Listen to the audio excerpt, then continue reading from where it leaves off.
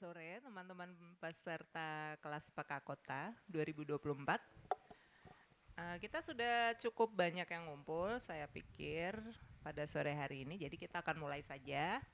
Sesi 1 kita pada sore hari ini akan diampu oleh Mbak Hana Ningsih Widiasri, lebih akrabnya dipanggil Hana. Saya akan perkenalkan dulu, mungkin ada beberapa teman yang sudah kenal, tapi ada juga yang mungkin baru pertama kali bertemu. Jadi nama lengkap Mbak Hana ini, Hana Ningsih Widiasri, kelahirannya Wonogiri, tahun 1996 ya. Meraih gelar sarjana seni dari Universitas Negeri Semarang. Nggak ditulis ya, aku jadi nyari-nyari. Oke. Desain komunikasi visual, ya dari DKV ya, mungkin teman-teman ada yang satu jurusan dengan Mbak Hana. Jadi sedikit profil dari Mbak Hana, monggo diperhatikan, mungkin nanti akan bisa disesuaikan dengan pertanyaan atau ingin tahu apa tentang Mbak Hana. Hana berprofesi sebagai seniman visual dengan pengalaman berkarya selama lebih dari 6 tahun. Ia biasa bekerja di ranah desain grafis, baik poster, tata letak, dan ilustrasi digital maupun manual. Mengerjakan manajemen seni, pameran dan program, juga kepenulisan. Akhir-akhir ini, Hana sering melakukan praktik artistic recording dalam bentuk sketsa dan catatan perjalanan selama 2 tahun terakhir. Hana terlibat di kolektif Histeria juga selama sekitar 2 tahun ya atau lebih, selama 2 tahun. Beberapa kali juga Hana mengikuti residensi seni, antara lain Lumbung Kelana di komunitas KH Maumere pada tahun 2022, mengikuti residensi Good School Collective Study di Documenta 15 Kassel, Jerman 2022 juga di tahun yang sama. Kemudian tahun lalu mengikuti residensi Extended Good School Collective Study di Sydney, Australia. Dan yang terakhir, karya pameran Hana dipamerkan di Whitlam Gallery, New South Wales, Sydney, Australia. Lalu, apalagi yang harus saya terangkan ya di sini. Hal-hal yang dikuasai oleh Mbak Hana ini antara lain sketsa, ilustrasi digital, copywriting, manajemen seni, desain grafis, mural, menulis prosa, serta manajemen sosial media. Jadi kalau teman-teman mungkin ingin menggali ilmu lebih lagi tentang hal-hal tertentu yang teman-teman tertarik, setelah kelas ini bisa langsung mengobrolkan apa yang menjadi passion masing-masing ya. Karena tadi sudah dibacakan secara lengkap pengalaman dan ekspertisnya Mbak Hana. Jadi pada sore hari ini kelas yang akan dibawakan oleh Hana judulnya Harvesting ya. Artistic recording.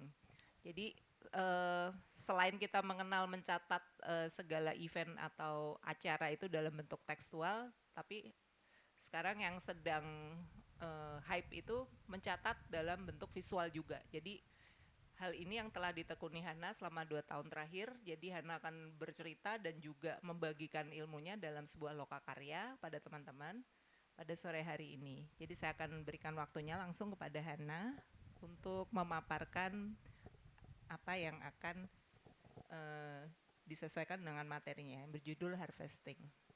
Terima kasih. Oke, terima kasih Mbak Yvonne atas perkenalannya. Selamat sore teman-teman semuanya. Ini panggilnya kakak-kakak aja ya. Halo, perkenalkan saya Hana. Senang untuk mengajar adik-adik semuanya sore hari ini. Nah, kali ini kita akan belajar sedikit tentang harvesting. Mungkin teman-teman di sini pasti mengarahkan kalau harvesting itu adalah sebuah panen yang kayak panen sayur-sayuran atau panen massal berbentuk fisik yang kita bisa nikmati langsung gitu ya. Tetapi di sini berbeda karena harvesting yang akan saya sampaikan ke adik-adik di sini adalah sebuah artistic recording gitu. Yang mana artistic recording sendiri juga pasti teman-teman akan mengarah lebih ke perekaman audio gitu ya. Tapi di sini kita akan belajar tentang perekaman visual dan perekaman suatu momentum gitu. Tapi dalam bentuk yang lebih artistik. Jadi langsung aja, apa itu harvesting? Harvesting itu saya bedakan jadi dua hal ya di sini. Yang pertama itu adalah sebuah artistic recording yang saya sampaikan di awal tadi. Dan yang kedua, harvesting itu memang sebuah praktek eksperimental gitu dari sebuah kolektif seni atau kolektif kepenulisan gitu. Karena saya mempelajari harvesting ini dari pengalaman residensi saya di Jerman. Kenapa ada harvesting pada saat itu? Karena dalam proses kuratorial Documenta 15, yang mana Documenta 15 itu sendiri adalah pameran seni rupa kontemporer 5 tahunan di Eropa yang termasuk 5 besar gitu ya di dunia. Dan yang memegang kuratorialnya adalah Ruang Rupa. Jadi mereka mempraktikkan suatu praktek pencatatan rapat atau pencatatan pertemuan itu melalui harvesting. Nah, harvesting itu sendiri prosesnya itu memang agak panjang ya, karena mereka juga melewati tahap-tahap kuratorial itu panjang juga, dari pertemuan beberapa orang dari kelompok kecil ke kelompok besar, kemudian dikumpulkan lagi dari kelompok-kelompok kecil itu menjadi sebuah pertemuan yang lebih besar lagi.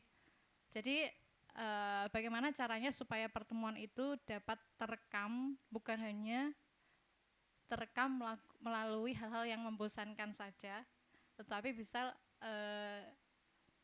memiliki akses yang lebih artistik gitu. Jadi mereka membuat perekaman visual dengan melibatkan seniman-seniman. Nah, yang membuat harvesting ini disebut harvester. Jadi si pencatat-pencatat ini membuat catatan-catatan, tetapi dalam bentuk sesuai dengan latar belakang mereka gitu. Misalkan teman-teman di sini ya, ada yang latar belakangnya arsitektur, terus ada yang sastra juga ya katanya. Sastra, terus ada seni rupa juga, terus teknik apa mbak tadi ya? Teknik sipil juga, terus apa lagi ya? Sastra, arsitek, desain grafis juga ada. Nah, dari latar belakang itu teman-teman bisa berkreasi untuk merekam suatu momentum gitu.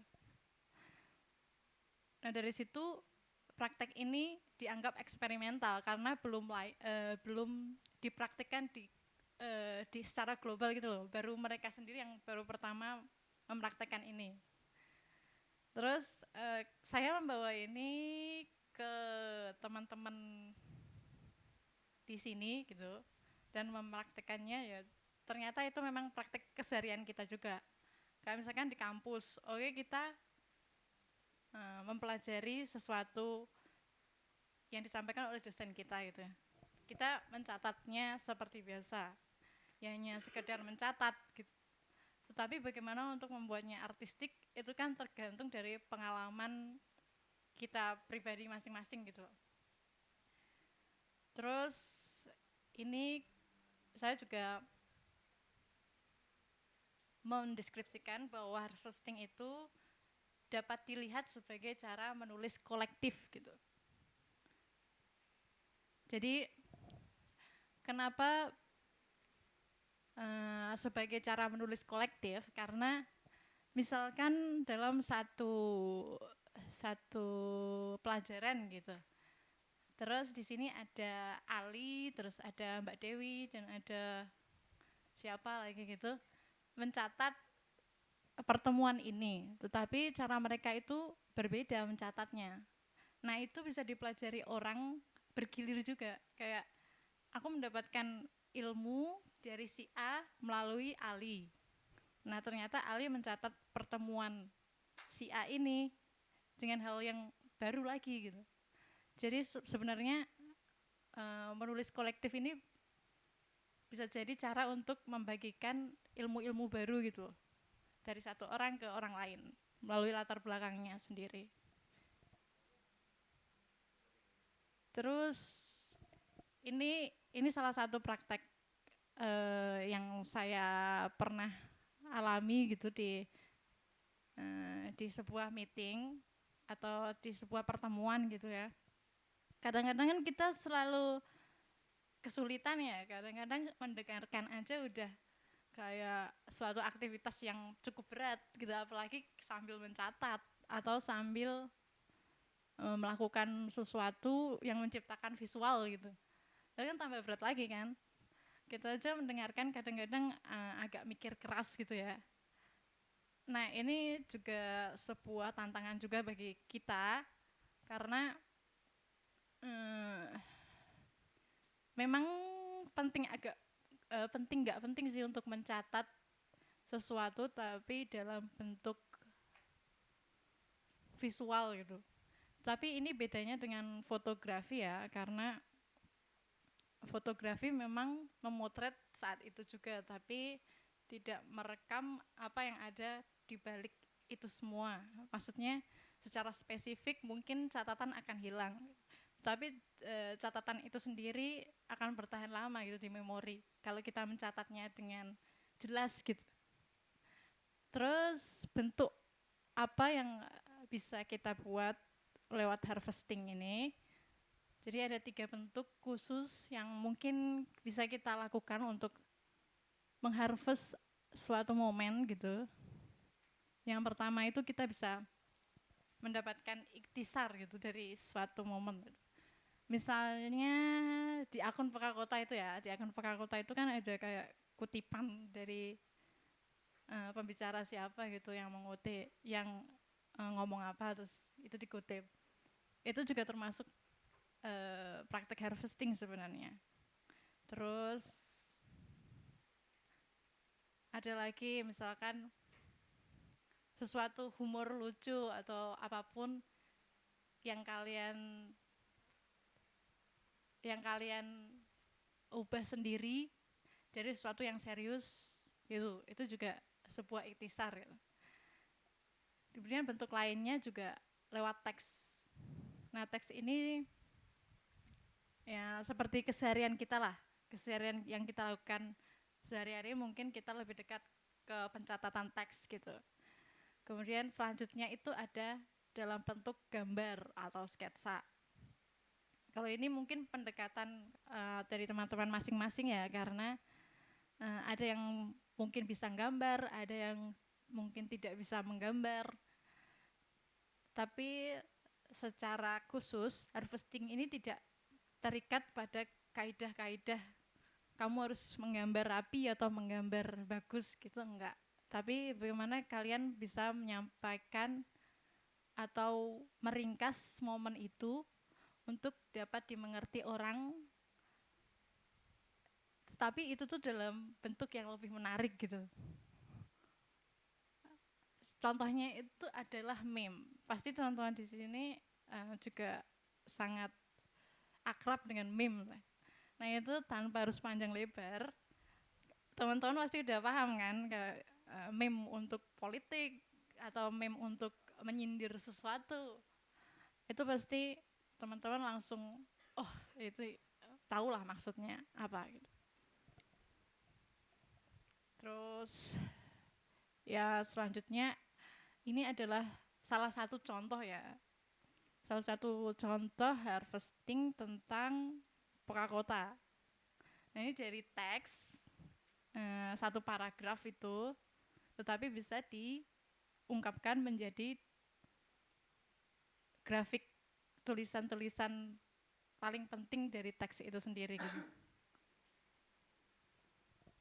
Nah misalkan tanpa kita harus melihat teks, kita tuh sudah mengetahui apa ini urbanisme warga, apa itu perencanaan kota dan pembentukan kota gitu.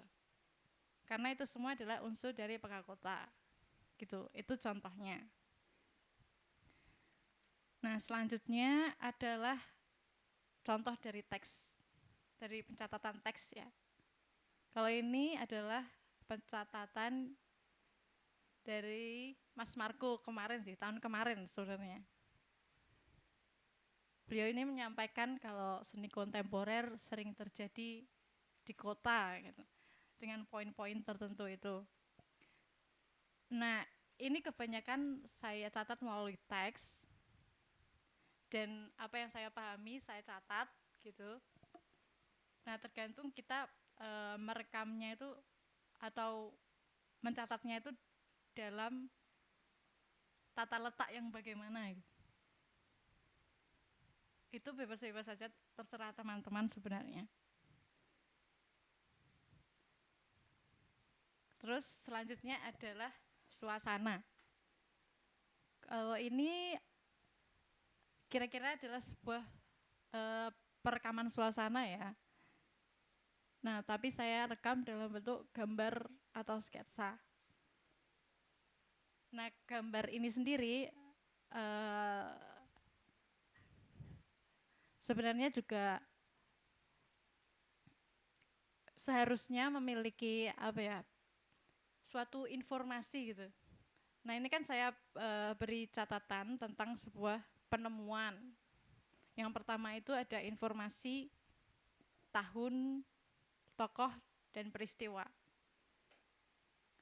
Karena saya sendiri juga nggak tahu nih sebenarnya ini apa. Pasti kan kita bertanya-tanya untuk tempat yang baru kita kunjungi. Pasti kita selalu penasaran bagaimana itu bisa terbentuk dan bagaimana itu bisa terjadi. Tapi kita membutuhkan suatu informan gitu. Nah, itu hal yang cukup sulit juga kalau sesuatu yang tanpa informan itu mungkin kita akan sulit mencatatnya ya. Tetapi sebisa mungkin untuk datang ke tempat baru kalian mencari satu informan gitu. Kalau di sini pengalaman saya adalah bersama satu informan. Jadi kita bisa menanyainya secara langsung bagaimana ini terjadi dan secara tempat itu bagaimana. Contohnya ini adalah mangrove yang ditanam puluhan tahun oleh Bapak Akong sesudah gempa tsunami tahun 92. Terus ini tempatnya adalah di Pantai Mangrove Maumere, gitu, bagian utara. Jadi sebisa mungkin kalian mencatat apa yang disampaikan informan kepada kalian. Nah, selanjutnya ini contoh versi humornya. Kalian itu sebenarnya bisa mengimajinasikan sesuatu dalam bentuk di luar nalar gitu. Misalnya yang satu ini, ada residensi di situs terpilih yang dilakukan oleh 40 seniman. Nah, misalkan kalian membayangkan seniman-seniman itu adalah biji-biji semangka yang ditanam lagi ke tempat baru gitu. Atau biji sesawi yang ditanam di tanah yang baru lagi gitu. Kalian bisa mengimajinasikan objek tertentu menjadi objek lain sesuai dengan apa yang kalian tangkap gitu. Kira-kira teman-teman paham nggak? Paham ya? Ya gitu. Pokoknya kalian tuh bisa melebih-lebihkan sesuatu dan mengubah bentuk sesuatu menjadi objek lain gitu. Ya gitu. Nah, ini contoh lainnya. Ini adalah cepet-cepetan tumbuh gitu kan ceritanya. Kapan aku bisa tumbuh seperti kamu? Santai aja, yang lain masih sama kayak kamu kok gitu kan. Tapi padahal ini adalah teks yang serius gitu. Jadi adalah menceritakan bahwa ini ada diskusi intensif yang akan diampu oleh para akademisi yang akan membuat kalian untuk bertumbuh bersama-sama gitu. Ceritanya sih begitu, tapi ini dalam imajinasi yang lain bentuknya seperti ini gitu. Ya. Nah, ini salah satu contoh lain juga yang dilakukan oleh teman-teman lumbung.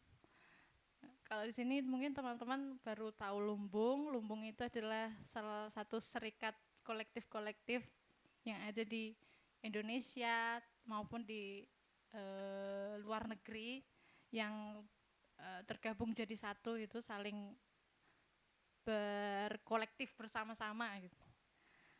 Nah, ini adalah salah satu pertemuan rapat untuk membahas suatu kolektif pot.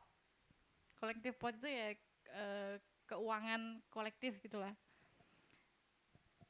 Ya mereka mencatatnya seperti ini gitu.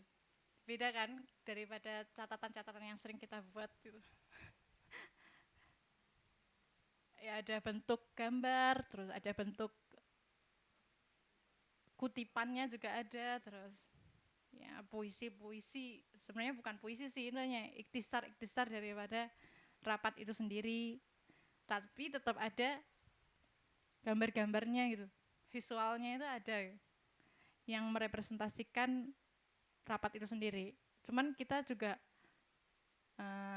tidak bisa menjangkau lebih lagi dengan gambar itu, karena gambar itu juga tergantung oleh pengalaman harvesternya. Jadi terserah deh harvesternya mau mengimajinasikan lumbung itu apa. Misalkan ini lumbung kios, lumbung pres, lumbung galeri, itu dia gambarkan jadi suatu gendul ya itu. Jadi suatu vas, apa itu, lumbung gitu. Aku nggak tahu istilahnya ini vas atau apa. Yang pasti itu bentuknya seperti itu. Pasti juga tergantung dengan imajinasi si pembuatnya ini juga. Kemudian ini juga ada si harvester ini juga merekam pertemuan meeting di Zoom yang isinya wajah-wajah orang-orang yang ada di layar Zoom itu sendiri. Ya kayak gitu. Terus mungkin teman-teman di sini udah agak ada bayangan ya harvester itu gimana gitu.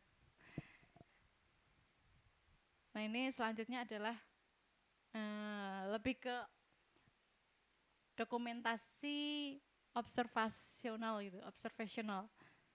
Jadi waktu saya membuat ini ada suatu kelompok yang membuat fermentasi minuman. Jadi memang kelebihan daripada metode harvesting ini adalah selain kita merekam suasana yang ada di situ atau merekam apa yang terjadi, kita juga bisa secara spesifik mencatat apa saja yang akan kita gunakan suatu saat jika ingin membuat minuman fermentasi gitu. Misalnya yang pertama ini. Yang kedua ini deh, misalkan ada Hibiscus orange clove ini ya. Itu sebenarnya dari cengkeh sama jeruk gitu. Yang difermentasi, tapi kemudian tutupnya itu memakai kondom untuk air stoppernya, untuk menahan udara yang keluar nanti gitu. Jadi sebenarnya kita bisa mempraktekkan ini lagi di kehidupan kita kelak. Tapi juga belum saya praktekkan sih. Ya kayak gitulah, kita itu bisa mencatat ilmu dari orang lain atau dari yang orang lain praktekkan sendiri. Nah, terus pertanyaannya adalah bagaimana untuk membuat itu artistik. Nah, teman-teman pasti sudah sering sekali mendengar kalimat artistik banget sih atau estetik banget sih gitu. Ya memang artistik dan estetik itu jadi suatu hal yang saling berkaitan gitu ya. Mereka sama-sama nilai dari suatu karya yang dianggap bagus. Kadang-kadang orang juga tidak bisa membedakan antara estetik dan artistik gitu ya. Ya karena emang itu sama-sama nilai dan maknanya juga hampir sama. Tetapi estetik mungkin ke ranah filosofis lagi gitu. Nah, artistik itu yang melekat di karya itu sendiri gitu. Kemudian bagaimana membuat harvesting kita itu artistik dan keindahan yang bagaimana yang menjadi dasarnya gitu. Sebenarnya tidak ada dasarnya karena semua jawabannya itu ada di pengalaman masing-masing. Misalkan nih si Mas A ini latar belakangnya arsitek dan Mbak B latar belakangnya sastra. Mas C latar belakangnya seni rupa. Tentu saja mereka akan merespon sesuatu dengan sangat berbeda. Ada yang merespon melalui bentuk gambar, ada yang merespon melalui bentuk teks, tetapi cukup untuk merepresentasikan intisari dari suatu kayak gitu-gitulah. Pasti selalu berbeda. Jadi teman-teman mungkin perlu untuk mengasah juga pengalaman visualnya. Kalau ingin bagus dalam hal visual, kita harus mengasah pengalaman visual.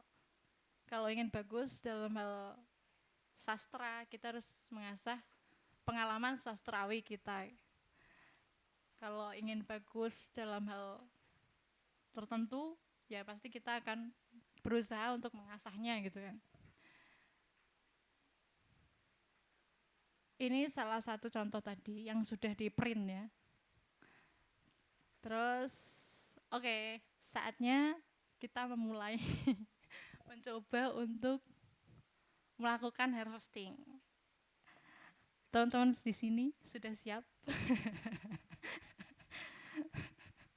Tapi sudah paham sedikit ya kira-kira, sudah ada bayangan ya dari yang saya jelaskan tadi. Nah, di sini sistemnya saya akan membagi menjadi 3 kelompok. 1, 2, 3, ya cukup lah. Kira-kira akan ada 3 kelompok untuk membuat harvesting. Aku namakan di sini harvesting project urban design, gitu. Nanti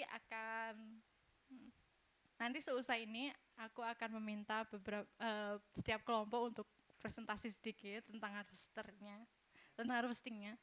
Kemudian mungkin aku akan scan masing-masing untuk kita miliki bersama. Jadi semoga kita bisa membuat harvesting project ini dengan bagus. Sekarang kita mulai aja ya, kita membagi kelompok menjadi 3. Caranya gini aja, 1, 2, 3 berhitung gitu ya.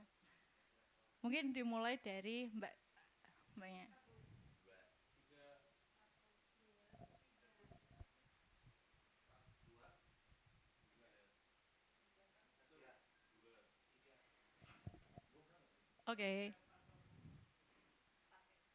Oke, sudah 1, 2, 3. Terus kita nomor 1 bergabung dengan nomor 1, nomor 2 dengan nomor 2, nomor 3 dengan nomor 3. Silakan bergabung dulu di kelompoknya masing-masing.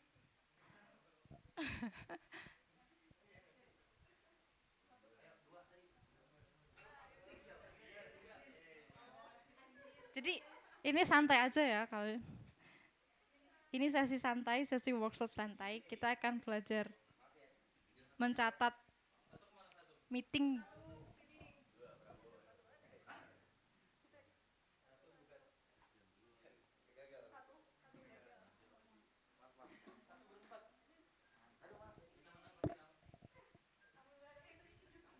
Oke. Jadi setiap kelompok ini sudah ada 1, 2, 3, 4. Sudah ada 4 orang ya. Semoga di sini 4 orang ini bisa menggambar, menulis, dan membuat meme. Oke, kita akan mulai, tapi ini akan bergantian. Jadi yang mulai duluan adalah kelompok pertama, terus kelompok kedua, kelompok ketiga. Ini udah ada 3 video yang saya ambil dari YouTube. Nanti kalian bisa membuat harvest dari itu. Nah, bentuknya itu dibebaskan sesuai contoh yang saya contohkan tadi ya. Ada yang bentuknya gambar, ada yang bentuknya teks.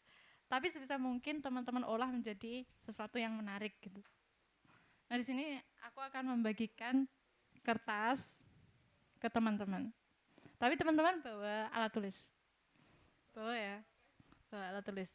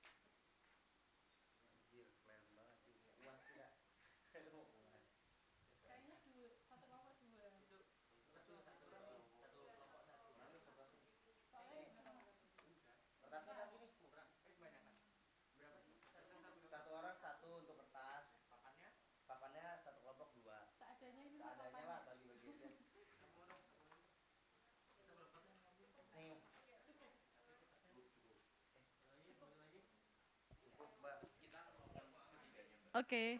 Hah? Enggak. Satu-satu. Sesuai dengan angka sih. Cuman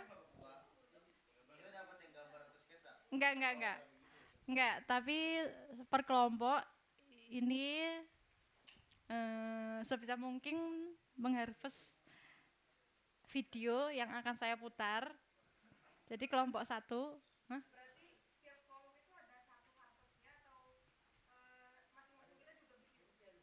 masing-masing bikin. Cuman gini, masing-masing bikin. Cuman ini kan ada kayak misalkan teks, gambar, dan humor gitu. Kalian bagi kira-kira tugasnya mencatat teks siapa, terus yang mencatat dalam bentuk gambar siapa, terus yang bentuk humor siapa gitu. Gitu ya. Pokoknya terserah kamu. Ya pokoknya yang kamu tangkap dari video ini apa, terus kamu ubah jadi sesuatu lagi yang kamu ingin sampaikan ke orang.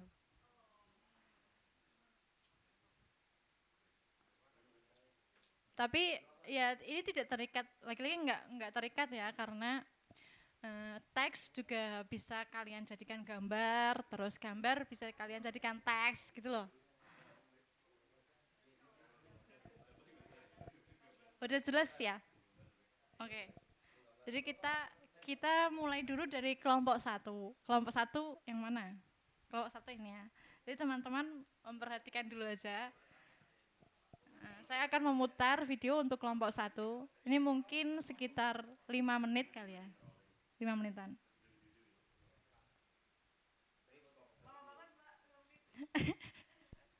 Iya, seperti itulah. Oke, waktunya sudah habis. Tim kelompok 1 bisa langsung dipajang aja di situ. Gimana nih?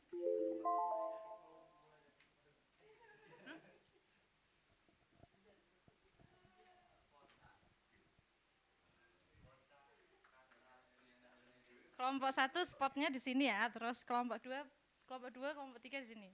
Oke. Tadi sulasinya mana, Mbak? Kelompok 2, Ras, Li. Kelompok 2 kamu pajang di situ. Kelompok 3 di sini ya, boleh. Sini.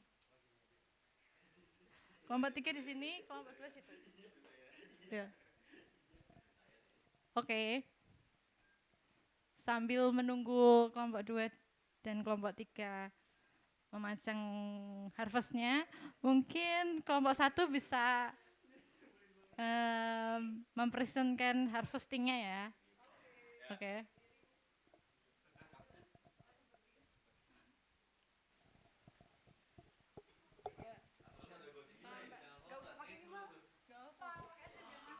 Oke. Tapi sebentar. Tapi kayaknya nggak ada yang perhatikan. Kalau gitu kita tunggu ini dipasang dulu aja ya, Kak. Kita tunggu ini dipasang aja. Baik. Supaya semuanya perhatikan. Iya, paling inget ya. Kamu belum selesai. Tulis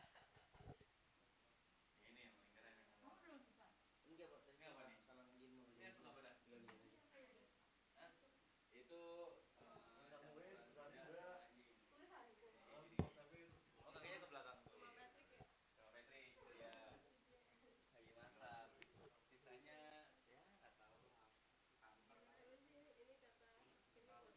Sama Patrick ya. Nanti presentasinya gini ya, perkenalan, satu-satu namanya siapa. Karena aku nggak tahu namanya. Terus ya udah masuk ke presentasinya. Kelompok 3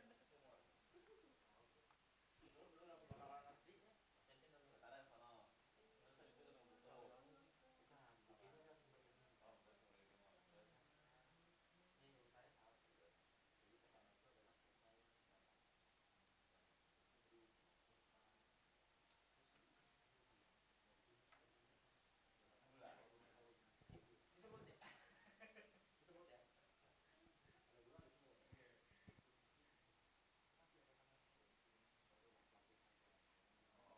kelompok 3.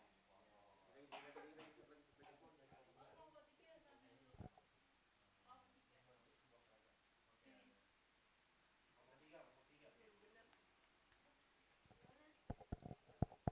Itu ya.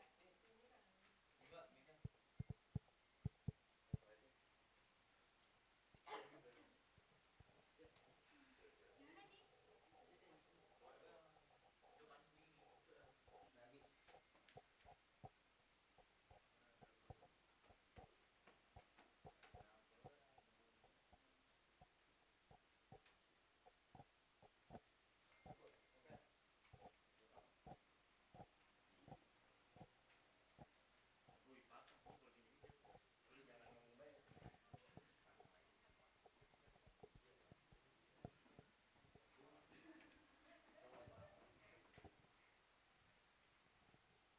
Haidar masuk sini aja, Haidar. Silakan mempresentasikan kelompok kami, Haidar. Yang telat dihukum ya. Ya, Silakan buat push sendiri, up. Kak, tinggal, Pak. Lain pasti, Pak.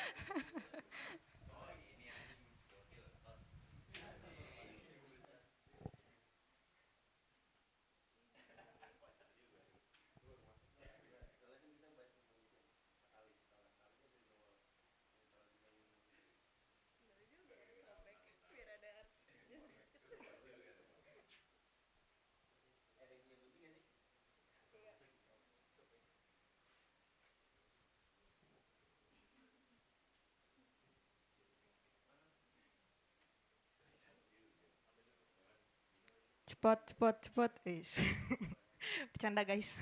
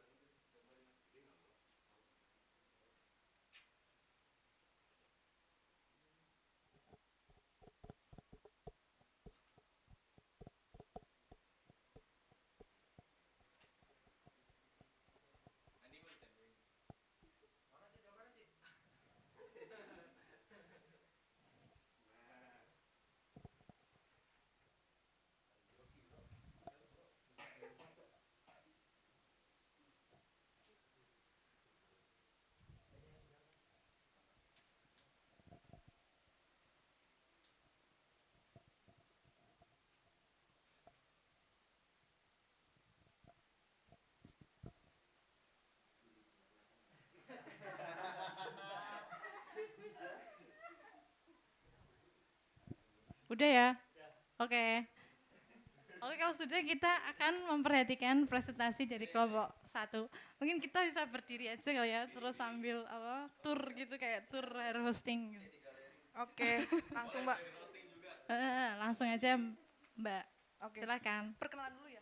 Perkenalan tiap kelompoknya Oke. terus presentasi. Kami dari kelompok 1, saya Wina. Saya Fitria. Aku Iza. Saya Kiras. Oke, kalau tadi aku buatnya harvestingnya dalam bentuk tulisan yang sungguh sangat tidak artistik ya. Tapi semoga masih bisa dikatakan harvesting gitu. Sebenarnya secara keseluruhan sih apa yang aku dengar aku tulis gitu. Nah inilah hasilnya. Terus tadi tentang bagaimana perkembangan kota di Indonesia, beberapa poinnya adalah yang pertama itu seperempat abad lalu perencanaan urban design di Indonesia belum umum. Lalu poin yang kedua adalah rancangan kota tidak dibuat secara khusus dan tepat, dalam artian lebih memikirkan ke master plan-nya aja. Lalu tahun 70-an lalu dimulai dilakukan perbaikan dengan mengupayakan lingkungan binaan rancangan dengan melihat 3 poin, yaitu ada visual, lingkungan, dan satu lagi nggak tahu apa ya. Terus selanjutnya terkait tantangan itu salah satunya adalah dengan kebijakan yang masih belum ada atau masih belum baik gitu. Untuk antisipasinya seperti apa? Di antaranya adalah kepekaan kondisi kota. Selanjutnya mengenai tantangan perancangan kota masih banyak terjadi di kota-kota lain di Indonesia. Terus untuk masa depannya seperti apa, itu membutuhkan peran urban designer yang ramah lingkungan, terus melibatkan masyarakat, tidak hanya pemangku kepentingan umum, lalu pentingnya berkolaborasi dengan bidang disiplin ilmu lainnya. Untuk terakhir, untuk lebih baik atau untuk perkembangan kota yang lebih baik itu dibutuhkan kota yang memberi tempat untuk ruang-ruang interaktif. Terakhir karena peradaban akan menjadi lebih baik kalau interaksinya baik. Begitu harvesting dari saya.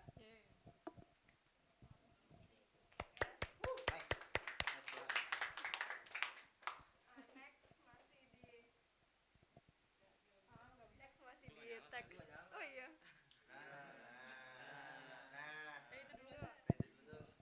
Next masih di teks dan ikhtisar. Tadi aku buat kayak gini, sangat tidak artistik. Tapi ada filosofinya di balik ini. Jadi ini adalah quotes yang tadi dikutip dari video yang tadi ditonton dari Profesor Insinyur ini. Ya bisa dibaca sendiri.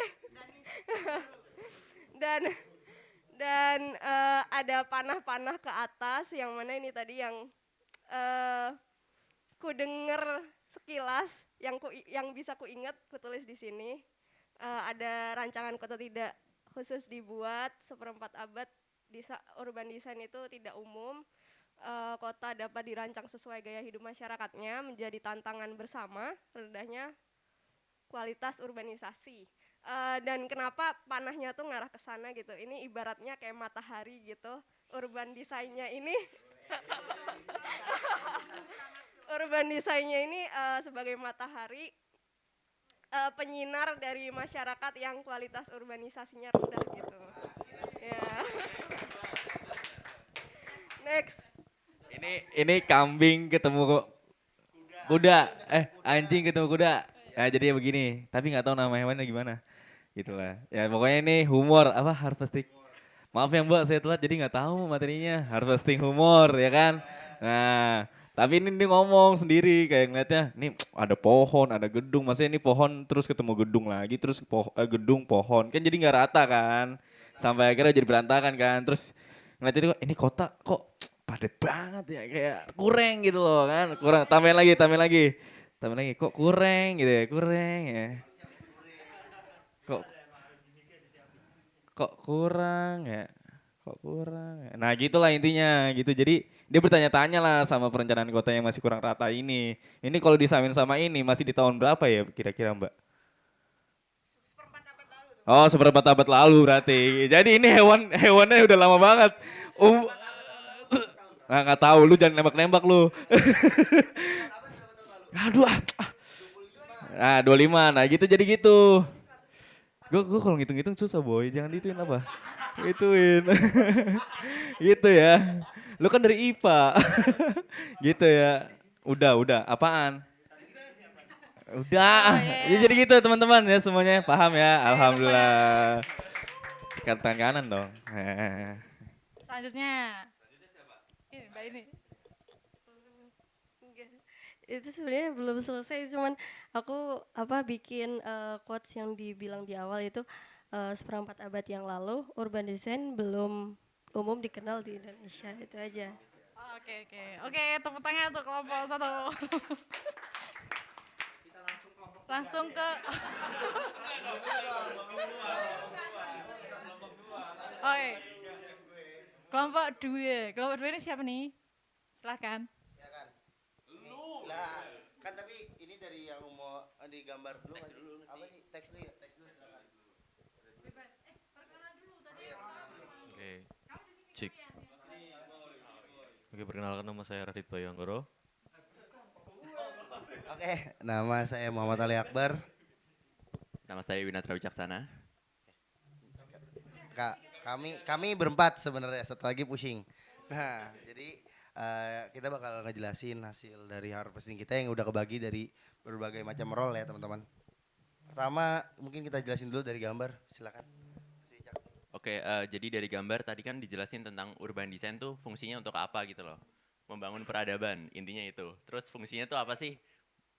Yang penting berfungsi kotanya, terus atraktif sama ramah lingkungan. Terus tadi tuh aku nyimpulin juga ada ruang untuk berkegiatan. Jadi ruang kota ini buat berkegiatan masyarakat terus misal kalau ruangnya hilang tuh gimana? Masyarakatnya chaos itu sih. Iya muntah nih, ada yang muntah.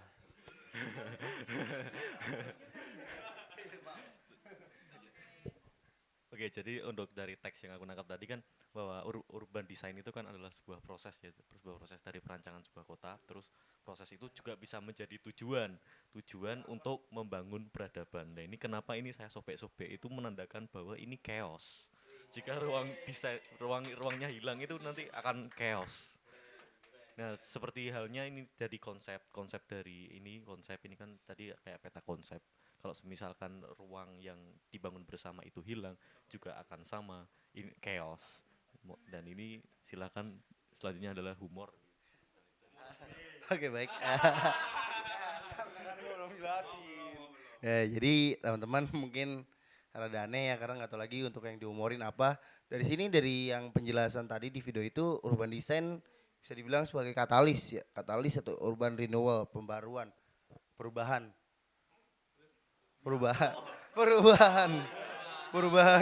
Makanya mungkin ini dia udah sangat banget menggaungkan katalis ya. Jadi dia humor yang gampang banget ditangkap. Jadi ya gitu sih. Dan ini sebenarnya adanya carut marut lah ya teman-teman karena di mana kota berantakan orangnya pasti berantakan juga. Bukan berantakan. Udah kira-kira itu aja ya teman-teman ya. Sekian penjelasan dari kelompok 2 kurang lebih mohon maaf. Sekian terima kasih. Yes, tepuk tangan.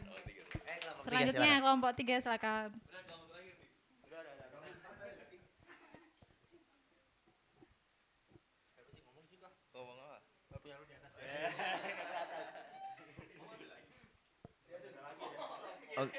Cek. Perkenalan dulu ya. Oke, perkenalkan nama saya Muhammad Ajik. Saya Andi. Saya Nila. Saya Dias. Oke,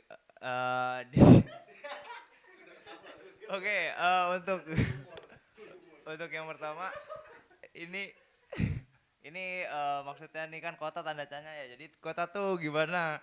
Yang bagus tuh gimana? Nih ada gambar pohon artinya. Ini jadinya yang berbasis alam. Nih bahagia berarti dia ada kenyamanan di sana. Ini ada lampu, ada terang-terang gini yang kayak kita kalau ada ide, gagasan itu kan ting gitu kan ada lampu. Nah, ini tiga aspeknya itu. Nah, terus ini tuh di reklame nih kayak ditanya nih mau kota yang kayak gimana sih? Nah, di sini orang-orang nih pada berpendapat nih mau yang ramah lingkungan, sembako murah, banyak cewek cantik, gak bau sampah, gak macet, nih banyak gratis makanan, udara bersih, nah kayak gitu. Nah ini kenapa setengah, karena aspirasinya baru setengah, belum sepenuhnya gitu. Makanya ini kertasnya setengah doang gitu. Presentasi dari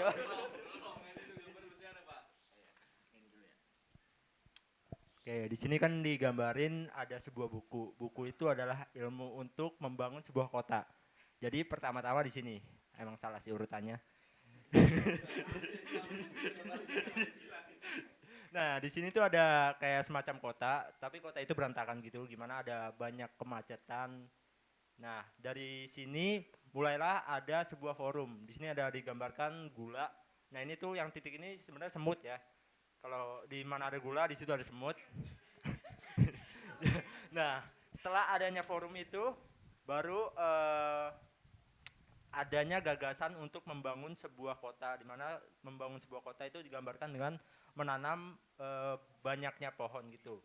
Setelah itu, setelah dibangun, kota itu membangun sebuah kerajaannya sendiri atau sebuah kejayaannya sendiri yang digambarkan sebagai istana. Buku itu yang harganya 1 juta tapi dapat 3 buku.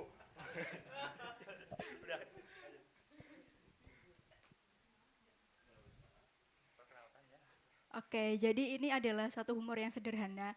Ini lebih ke makna menggunakan suatu metafor gitu, bahasa kiasan, makna tersembunyi.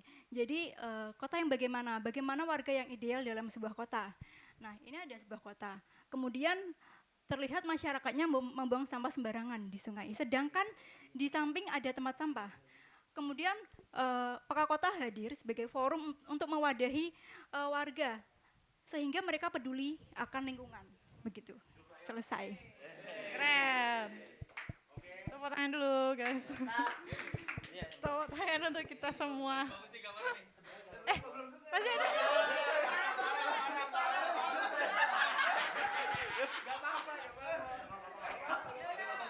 Silakan.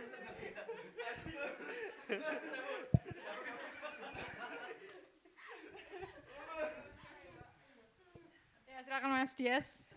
Oke, ini kelanjutan dari segala keresahan yang ada di atas. Waduh.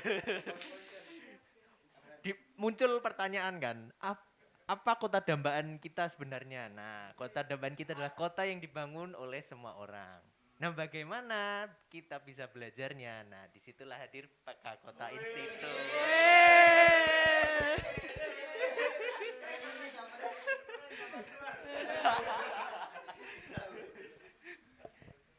Dengan menghadirkan kelas yang intensif untuk belajar isu urban, pembelajaran ini diselenggarakan langsung oleh Histeria. Ada malaikat. Ada malaikat. Oh, itu malaikat ya, malaikat. Iya.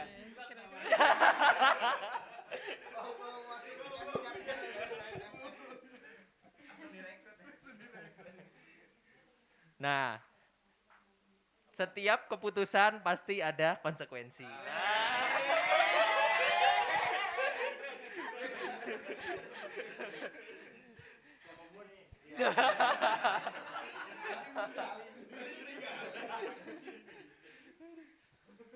Peka Kota, seperti yang disampaikan tadi, diselenggarakan setiap 1 tahun sekali dengan sistem forum dan kelas, dan diakhiri dengan program kerjasama dengan masyarakat. Dan ini ceritanya link Google Drive kita bersama, foto, materi, katalog. Nah, ditutup dengan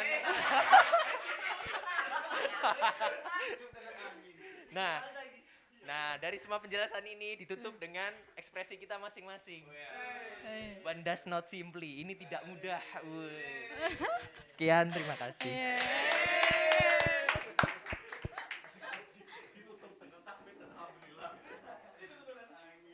Oke guys, aku mau ngomong apa? Oh, punya aku. Kenapa sampai di situ? Ya, tepuk tangan untuk kita semua. Oke. Oke, kita sudah mempraktekkan praktek harvestingnya kali ini. Jadi teman-teman sudah bisa nih jadi harvester untuk setiap momen yang teman-teman alami gitu. Tapi bebas aja sih teman-teman mau memilih apa, bebas. Karena saya juga memilih sketsa untuk jadi metode harvesting. Mungkin teman-teman di sini juga bisa memilih apapun bebas. Nah, kayaknya sudah nih ya workshop kali ini. Mungkin Mbak Ivon, ini udah, terus kita masuk ke sesi gimana nih? Istirahat kayaknya. Oh, tanya jawab ya? Ada tanya jawab. Boleh. Bisa masuk sesi tanya jawab. Kira-kira teman-teman ada yang ditanyakan atau enggak tentang praktek ini atau gimana? Silakan teman-teman.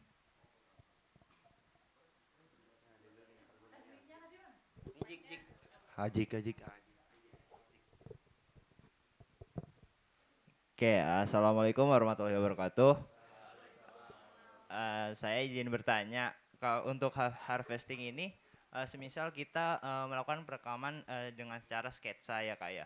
Nah, berarti bisa dibilang apa yang kita rekam, apa yang kita sketsakan itu bisa aja belum tentu nggak dipahami oleh orang lain juga. Nah, apakah harvesting ini bisa dibilang hanya efektif untuk pencatatan pribadi diri sendiri atau untuk orang lain juga bisa digunakan gitu untuk orang banyak? Mungkin itu aja sih. Oh iya, oke.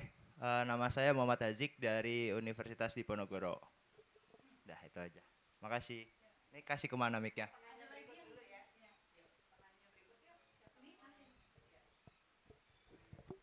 Oke, perkenalkan nama saya Yunatra Jaksana dari Seni Rupa UNES. Saya mau nanya tentang teknik harvesting yang sketch gitu kan. Itu kan ternyata saya udah nerapin dari lama tentang metode itu. Cuman saya mau nanya tentang ini, yang kayak misal tadi kita lakuin itu kan cepet-cepetan ya. Dalam artian ada waktu dan ada tenggat gitu loh.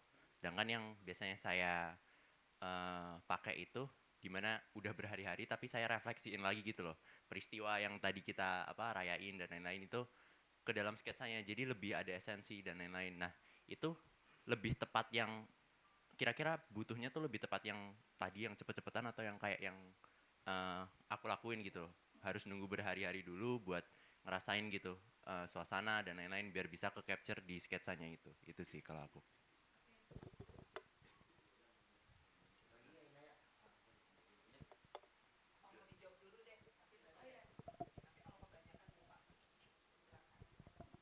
Sekarang udah lupa. Enggak. Tadi masih apa ya namanya? Aku lupa. Hazi. Oke, Mas Hazi tadi bertanya kalau misalkan harvesting ini ngapain tadi? Lupa aku beneran. Kalau untuk pribadi atau khusus untuk publik bisa mereka nikmati gitu kan. Nah, selama ini memang harvesting ini kan namanya experimental project ya. Maksudnya itu hanya eksperimen masing-masing orang untuk mengesenskan suatu momen gitu dengan pengalaman mereka masing-masing. Nah, kalau keterbacaan di publik itu juga bebas sebenarnya. Karena kita juga tidak terpatok ini bisa dinikmati publik dengan jelas atau hanya kita mengungkapkan secara pribadi kita sendiri. Karena selama pengalaman saya melihat harvesting orang-orang itu ya kebanyakan besar itu memang personal gitu. Tetapi juga bisa dinikmati publik mungkin 10% lah. Jadi 90%-nya personal dan 10%-nya bisa ditangkap publik gitu mungkin. Cuman ya itu nilai lebihnya mungkin di situ ya, karena itu karya personal. Jadi harvest itu menjadi ciri khas tiap orang dalam hal menyampaikan sesuatu. Jadi kelihatan tuh, misalkan, oh ini harvestnya si Hazi. ini harusnya si Hazi nih karena dia punya karakter tulisannya gayanya seperti ini. Entah dia mau menyampaikan apa, tapi orang-orang pasti udah tahu nih karakternya. Dia tuh kalau meringkas sesuatu ya kayak gini gitu. Ada sih harvester yang bagus di Ruang Rupa, itu Mas Ade Darmawan, mungkin teman-teman juga kenal. Dia tuh hanya menyampaikan sesuatu tuh lewat grafik-grafik dan diagram. Kadang-kadang orang juga nggak tahu itu maksudnya apa sih. Kadang-kadang cuma lingkaran terus dikasih panah-panah dan hanya satu kata dua kata gitu. Ya kita nggak tahu secara deskriptif itu apa, tapi dia secara personal menggambarkannya seperti itu. Cuman secara konsep itu kalau bisa mudah dipahami oleh orang lain. Begitu dari saya. Itu apakah menjawab? Oke. Ya, selanjutnya mungkin dari Mas Winang. Wicak. Mas Wicak tadi tanyanya tanya oh ya, aku lupa. Tanya tentang kegiatan harvesting yang sketch itu oh ya. lebih baik cepat atau yang Iya. Nah, sebenarnya harvesting yang kita lakukan barusan adalah salah satu praktek instannya. Sebenarnya memang praktek secara lebih artistik memang kita lakukan melalui proses. Kayak misalkan tadi yang dilakukan Ali tadi ya, dia semacam meringkas terlebih dahulu sketsanya secara kasar gitu, baru diolah menjadi sesuatu yang lebih rapi lagi.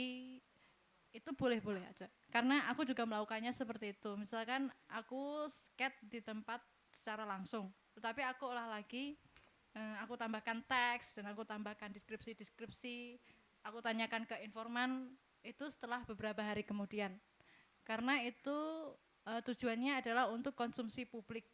Jadi kita ada tanggung jawab untuk menyampaikannya lebih jelas gitu ya. Jadi mungkin kita juga bergantung pada tujuan kita sendiri. Misalkan tujuannya untuk teks kuratorial gitu ya. Kita pasti membutuhkan selain visual, kita pasti membutuhkan suatu teks yang membersamainya.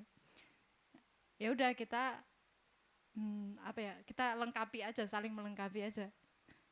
Kalau itu butuh proses pelayoutan atau butuh proses sesuatu sehingga dapat dinikmati oleh orang itu dan dia mengerti, ya sudah kita lakukan itu. Cuman ada beberapa ini sih Mas, ada beberapa praktik harvesting yang mengharuskan itu dikerjakan di tempat. Ya misalkan kemarin itu ada salah satu rapat di Lombok, enggak ikut ya? Anita ya ikut. Oke. Kemarin ada praktek rapat itu di Lombok, terus kita juga menyewa seorang harvester gitu, Mas Cindo, ya dia mengharvest satu momen gitu dengan caranya juga sketsa. Jadi itu dia langsung aja gitu, langsung digambar di tempat karena memang waktu dan batasan waktu dan tempat itu juga sangat itu ya sangat mempengaruhi proses pembuatannya juga. Apakah itu menjawab Mas? Oke. Sudah? Ada lagi yang menanyakan mungkin? Ya Mbak ini Mike. Nama aku Wina. Pertanyaannya tadi kan dibilang bahwa harvesting ini harus ada artistiknya gitu ya Mbak. Terus bagaimana artistiknya itu ada itu melalui pengalaman yang kita punya gitu tadi aku lihatnya. Nah, bagaimana dengan background kita yang bukan seni itu bisa menuangkan karyanya dalam bentuk tadi yang disebut ya, ada tulisan, sketsa, humor, tapi belum punya pengalaman gitu. Gimana itu Mbak? Kalau kalau kalau tambahan lagi, kalau kata Mas Panji, Bang Panji Pragiwaksono itu bilang first you play your rule and second you play your own. Jadi pertama kita ngikutin aturannya gitu, lalu yang kedua kita ngerjain sesuai kita sendiri gitu. Nah tapi kan ini aturannya itu abstrak ya Mbak, maksudnya pengalaman kita, sedangkan pengalaman kita juga bidangnya bukan seni gitu, kayak gitu. Gimana? Ya. Ya agak lumayan susah ya. Kalau kita latar belakang yang bukan seni, tetapi kita dituntut untuk menciptakan satu visual yang mudah dimengerti orang. Karena pengalaman saya juga semacam itu. Kalau saya orang visual disuruh menulis juga susah. Tapi yang dapat dijadikan shortcut mungkin dengan cara kita sering melihat tujuan kita gitu. Misalkan kita ingin membuat satu teks ini menjadi gambar. Ya udah kita fokus ke gambar aja, tapi tidak dalam bentuk gitu. Misalkan bisa diagram atau hanya grafik. Itu hal yang termudah dilakukan oleh orang yang tidak bisa menggambar gitu. Itu shortcutnya supaya kita bisa mengambil langkah lain selain gambar untuk mengharvest sesuatu. Bisa lewat diagram, grafik, atau sekedar coret-mencoret. Karena memang harvesting ini tidak ada kaidahnya ya, tidak ada tuntutan untuk harus gambar rapi atau gambar bersih, tidak ada. Ya sekali lagi ini hanya tergantung pengalaman latar belakang masing-masing juga. Seperti itu. Semoga menjawab ya. Oke. Sudah Mbak Yvonne? Ada lagi?